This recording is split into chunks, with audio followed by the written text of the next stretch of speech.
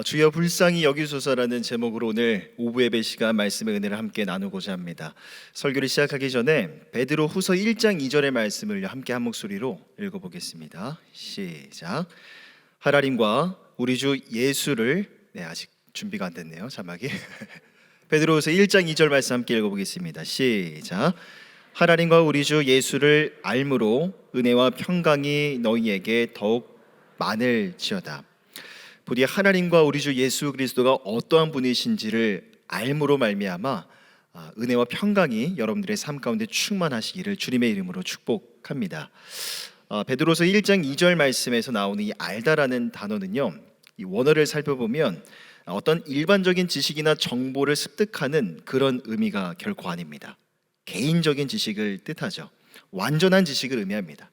즉 하나님과 우리 주 예수 그리스도가 어떠한 분이신지에 대한 개인적으로 경험한 충분한 지식을 경험하게 될 때 그 삶의 자리 가운데에서 하나님이 부어주시는 은혜와 평강을 누릴 수가 있다는 말이죠.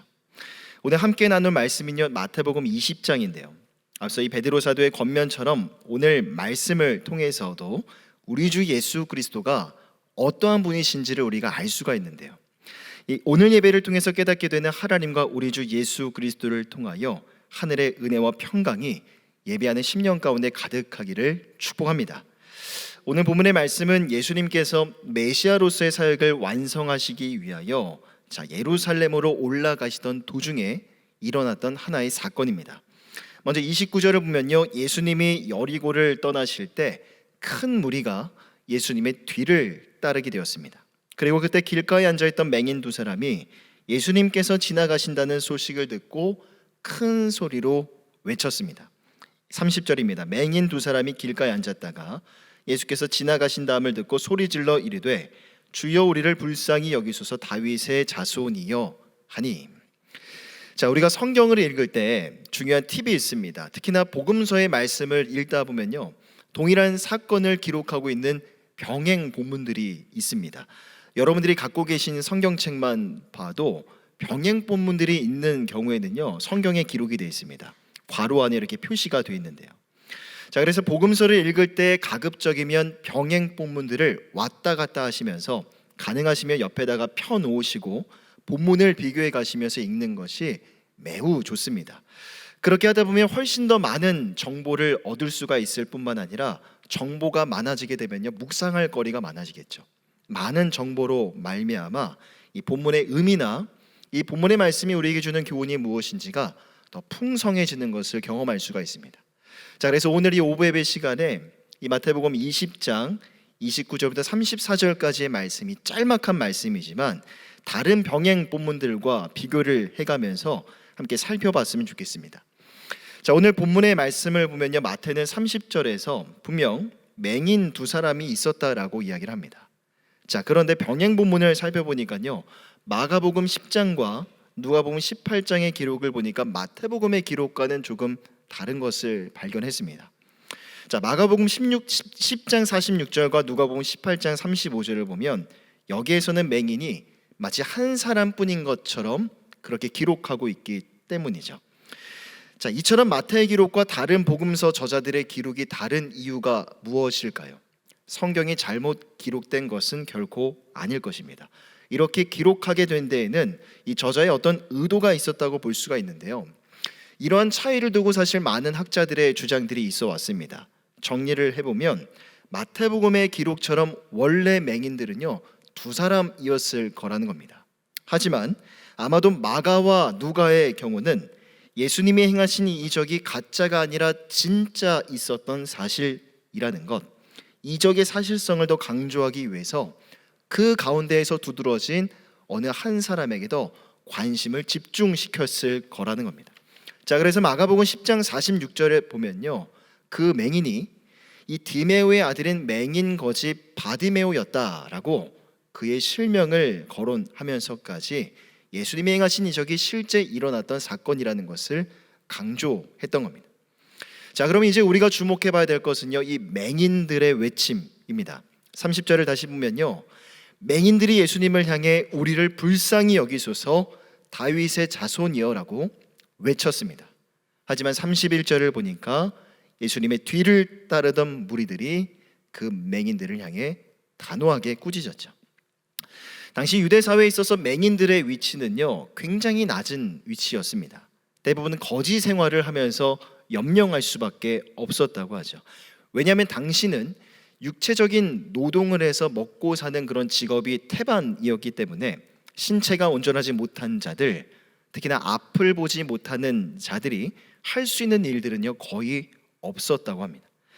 뿐만 아니라 당시 앞을 보지 못하는 자를 두고 어떤 편견이 좀 있었던 것 같아요. 저들은 하나님께 저주를 받았기 때문이라고 보는 그런 풍조도 여러 많은 사람들에게 사고의 기저 속에 깔려 있었기 때문에 맹인들이 정상적인 사람들과 함께 생활한다는 것은요, 거의 불가능한 일이었습니다.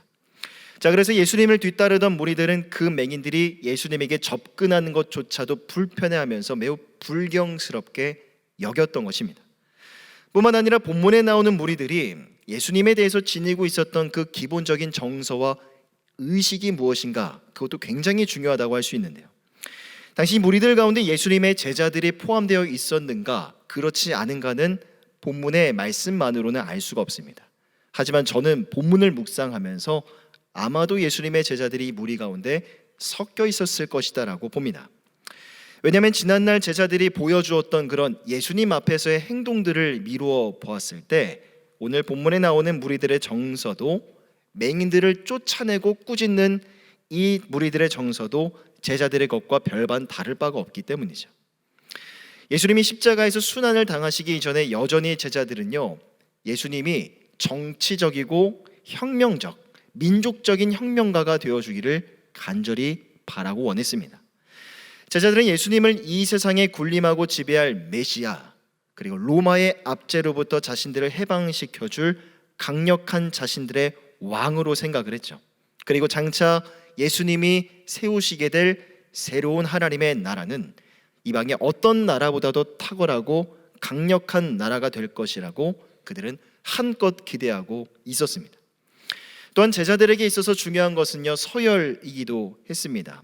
아마도 제자들 사이에 보이지 않는 내적인 어떤 경쟁 의식도 있었던 것 같은데요. 앞으로 도래할 하나님 나라에서의 서열은 예수님과 함께 동고동락하면서 누가 더 예수님께 충성스러운 삶을 살았는가, 그 정도에 따라 정해질 것이라고 제자들은 믿었습니다. 그렇기 때문에 제자들이나 무리들이나 별반 다를 바 없이 최소한 말석 마지막 자리라도 차지하기 위해서 예수님을 그토록 쫓아다녔던 것이죠. 자, 그러므로 그런 제자들과 무리들에게 있어서 맹인들의 외침은요, 굉장히 하찮은 것이었습니다. 불편하고 귀찮은 것이었죠. 그들의 외침은 예수님의 행진을, 왕이 되기 위해서 예루살렘으로 나아가시는 예수님의 행진을 방해하고 지체하는 것일 뿐, 그 이상도 그 이하도 아니었습니다. 그래서 무리들은 맹인들을 맹렬히 꾸짖었던 것이죠. 자, 하지만 31절을 보면요, 맹인들은 그럼에도 불구하고 더욱 소리질러 이르되 주여 우리를 불쌍히 여기소서라고 예수님에게 외쳤습니다. 그리고 그런 맹인들의 간절한 외침은 지나가던 예수님을 멈춰서게 만들었죠. 비록 많은 사람들은 맹인들을 꾸짖었지만 예수님은 맹인들을 꾸짖지 아니하셨습니다. 32절에 보면 예수님은 맹인들을 따로 부르셨고요, 그들에게 뭘 원하는지 다정하게 물으셨습니다. 그리고 눈뜨기를 원한다라는 맹인들의 고백을 불쌍히 여기셨고 마침내 맹인들의 눈을 치료해 주셨죠. 여러분, 이처럼 맹인이 눈을 뜨게 되는 놀라운 이적은요, 구약 성경에서는 한 번도 찾아볼 수가 없는, 나타나지 않는 이적입니다. 하지만 구약 시대에 장차 맹인이 눈을 뜨게 될 그런 날이 올 것이라고는 여러 번 예언한 바가 있죠. 이사야서 29장 18절입니다. 그날에 못 듣는 사람이 책의 말을 들을 것이며 어둡고 캄캄한 데에서 맹인이 눈을 볼 것이며, 또 이사야서 35장 5절입니다. 그때 맹인의 눈이 밝을 것이며 못 듣는 사람의 귀가 열릴 것이라고 구약 성경은 예언하고 있습니다. 여러분, 이사야 29장과 이 35장의 말씀은요, 장차 도래할 메시아 시대의 특징을 보여주고 있는 말씀입니다. 그리고 이러한 예언의 말씀은요, 지금 우리가 신약의 말씀, 복음서를 통해서 보고 있는 것처럼 예수님이 이 땅에 오심으로 인하여 메시아 시대가 시작이 되고 하나님의 나라가 시작되면서부터 하나씩 하나씩 성취되어져 가고 있었던 것입니다. 자, 그런데 예수님의 병고침 사역은요, 이것이 단순히 언약의 성취였다라는 것, 예수님이 지니고 계시는 힘과 권능이 얼마나 대단한 것이었는가, 그걸 나타내고자 함이 결코 아니었습니다. 예수님의 병고침 사역은요, 바로 영혼 구원의 모형이자 그림자이기도 했습니다. 오늘 본문의 34절을 보면요, 이렇게 말씀합니다. 예수께서 불쌍히 여기사 그들의 눈을 만지심에 곧 보게 되어 그들이 예수를 따르니라. 자, 눈을 뜨게 된 맹인들이 예수님을 따랐다라는 이 34절의 말씀은요, 이들이 육적인 눈을 떴을 뿐만 아니라, 육의 눈을 떴으면 그냥 자기의 가족들, 소중한 사람들에게 달려가는 게 당연한 반응이지 않았겠습니까? 하지만 예수님을 그때부터 따르기 시작했다라는 것은요, 육의 눈을 떴을 뿐만 아니라 영의 눈까지도 떴다는 것을 의미하고 있는 것입니다. 물론 당시 두 맹인들은요, 자신들의 상황이 너무나 절박했기 때문에, 너무나 절절했기 때문에 어쩌면 마지막 기회일지도 모른다라는 생각에 예수님을 그토록 찾고 불렀을지 모릅니다.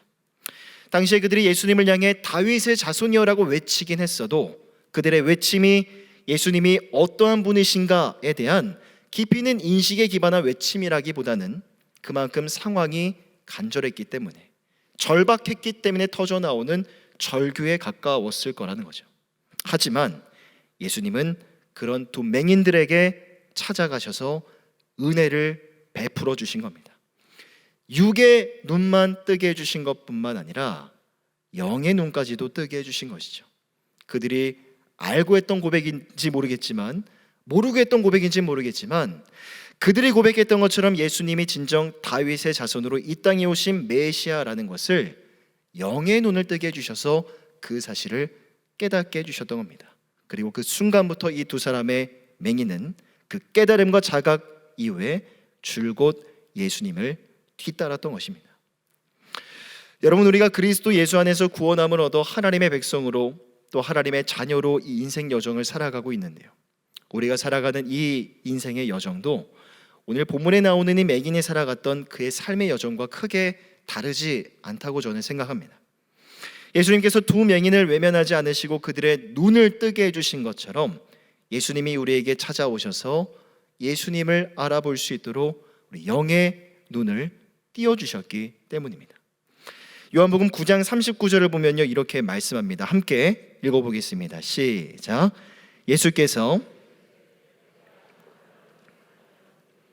보지 못하는 자들은 보게 하고 보는 자들은 맹인이 되게 하려 함이라 하시니. 여러분, 우리 주변을 돌아보면요, 여전히 이 복음을 알지 못하고 예수를 바라보지 못하는 자들이 얼마나 많이 있습니까? 복음을 듣지 못해서, 알지 못해서 진리가 무엇인지를 여전히 알지 못하고요, 또한 복음을 스스로 거부하면서까지 스스로 맹인이 되어버리고 있는 어리석은 사람들도 많이 있습니다. 하지만 예수님께서 우리 삶에 찾아오셔서 여러분들의 눈을 만져주신 겁니다. 내 눈을 만져주시고 진리를 알아보고 진리를 깨달을 수 있도록 우리 영의 눈을 열어주셨기 때문에 지금 내가 이 예배 자리 가운데 나와 있는 것이죠. 오늘 우리가 이렇게 예수님을 바라보고 예수님을 따르며 예수 안에 있는, 앞서 베드로 사도의 축복의 말씀처럼 예수 안에 있는 진정한 은혜와 평강이 무엇인지를 아는 삶을 지금 내가 살아갈 수 있게 된 것입니다. 그래서 우리의 구원은요, 전적인 하나님의 은혜입니다 라고 고백할 수밖에 없는 겁니다. 주 안에 사랑하는 성도 여러분, 오늘은 거룩한 주일입니다. 이미 주일 예배를, 오전 예배를 드리셨고 사모하는 마음으로 오후 예배 이 자리 가운데 나오셨는데, 우리는 주일마다 함께 모여서 하나님 앞에 예배의 자리로 나아가고 있는데, 저는 우리가 드리는 예배 가운데 절대로 빠져서는 안 될 매우 필수적이고 중요한 요소가 바로 감사라고 생각을 합니다. 죄와 어둠 속에서 맹인과도 같이 죽을 수밖에 없던 자들이었지만 예수님을 통하여 영원한 빛을 알게 되었고 영원한 생명을 주심에 대한 감사, 또한 이 세상에서의 삶이 전부이라고 생각하면 얼마나 소망이 없습니까? 절망적이죠. 죽음 앞에 두려움과 근심과 염려뿐일 것입니다.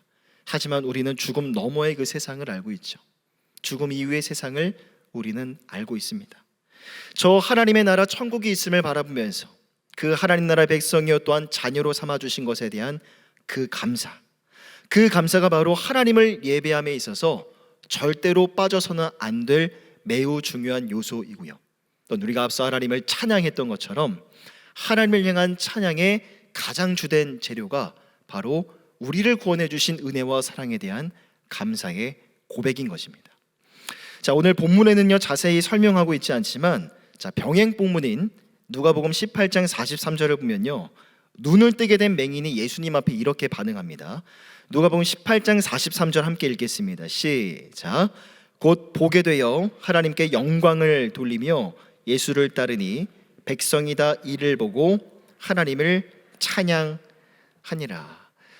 자, 이 맹인이 치유함을 받고 하나님 앞에 영광을 올려드렸다. 이 어떤 의미일까를 생각하면서 좀 원어를 찾아보니까요, 영광을 돌리다라는 단어, 이 원어로 독사조라는 단어가 사용됐는데, 영광을 돌리다라는 단어가 바로 찬양하다라는 뜻을 지니고 있습니다.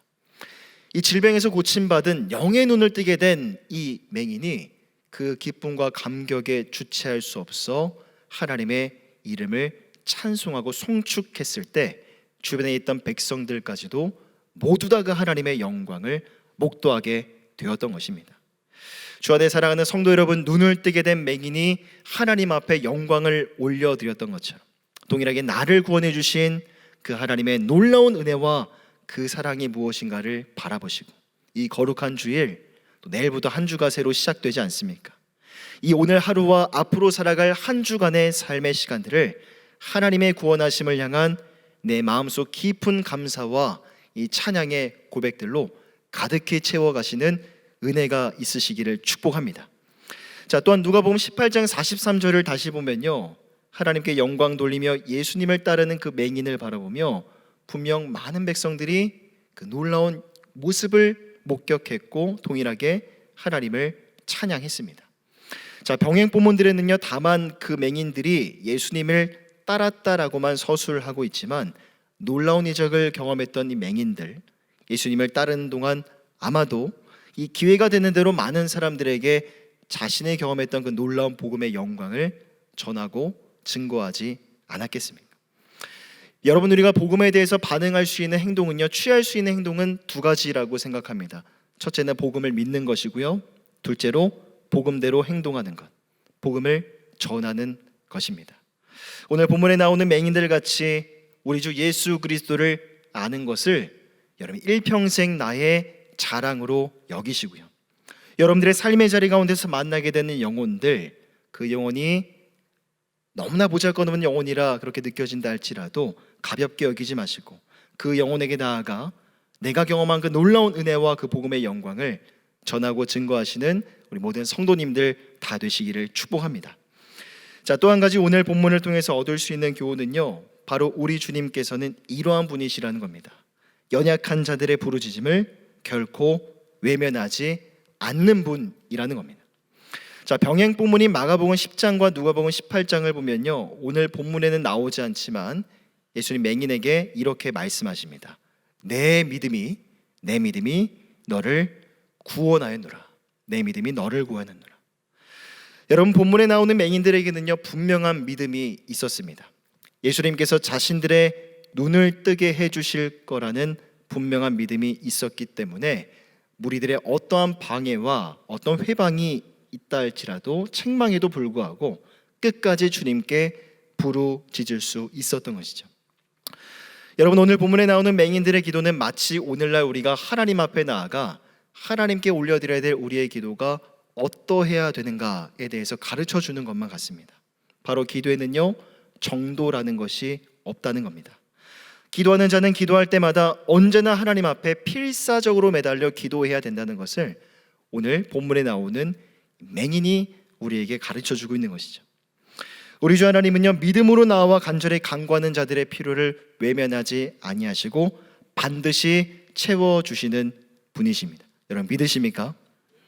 또한 왜 이제서야 나에게 찾아와 기도하느냐고, 전에 그렇게 기도하던 기도 왜 포기하고 대충 기도하다 말았느냐고 꾸짖지 아니하시고 책망하지 아니하시는 분이십니다. 다만 하나님께서는 우리가 기도할 때 그 마음의 중심을 바라보시고 그 마음의 간절함과 애통함을 이해해 주실 것입니다. 그러기에 그 주님 앞에서 오늘도 우리가 잊지 말아야 될 우리의 간절한 외침은요, 바로 이것입니다. 주여 나를 불쌍히 여기소서. 주 안에 사랑하는 성도 여러분, 앞으로 새로운 한 주가 다시 시작이 됩니다. 혹여나 오랜 시간 하나님 앞에 기도했지만 왠지 응답이 더디게만 느껴지고 하나님은 내 기도 가운데 일하시지 않는 것처럼 여겨지는 그런 기도의 제목들이 있지 않으십니까? 그것이 질병의 문제이든 또 건강의 문제이든 물질이나 재정에 관련된 문제이든 여러분 절대 믿음을 잃지 마시고 다시금 그 기도 가운데 여러분 마음의 그 간절함을 담아내시는 은혜가 있으시기를 바랍니다. 마지막으로 주님은 나의 최고봉이라는 책을 쓴 저자 오스왈드 챔버스라는 사람은요, 이런 말을 했습니다. 우리 함께 한번 읽어보겠습니다. 시작. 나의 무력함이 시작되는 곳에 하나님은 들어오십니다. 여러분들의 무력함이 느껴지고 무력함이 시작되는 곳에 하나님은 들어오시고 그때부터 하나님은 일하기 시작하십니다. 오늘 여러분들의 삶에 있는 그 무력함은요, 어떠한 무력함이십니까? 갑작스럽게 찾아온 그 삶의 무게로 인한 무력함이십니까? 아니면 도무지 변하지 않을 것 같은 내 삶의 환경과 정황에 대한 그 무력함이십니까? 여러분, 그 무력함이 어떤 무력함이든 상관없이 하나님 앞에 그 무력함을 고백하십시오. 주여 나를 불쌍히 여기시고 긍휼을 베풀어 주시옵소서.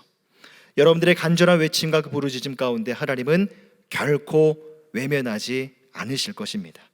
부디 여러분들의 삶의 자리 가운데에서 그 하나님의 하나님 되심을 경험하시고요, 앞서 설교의 서두에서 함께 나눴던 것처럼 우리 베드로 사도의 축복처럼 하나님과 우리 주 예수 그리스도를 알므로 말미암아 은혜와 평강이 가득한 앞으로의 한 주가 되시기를 주님의 이름으로 간절히 부탁드립니다.